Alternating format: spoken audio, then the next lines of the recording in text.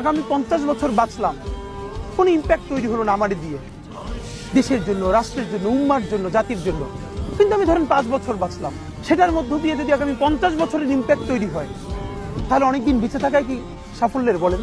শহীদ president Ziaur Rahman কয়টা দিন বেঁচেছেন, কিন্তু ভাবেন আজকে পর্যন্ত উনি আমার অনুপ্রেরণা।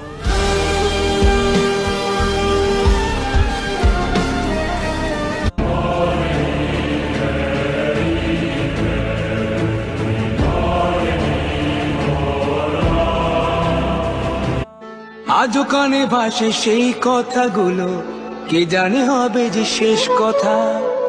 নিয়তির ডাকে দিলে যে সারা, পেলে গেলে শুধু নীরবতা।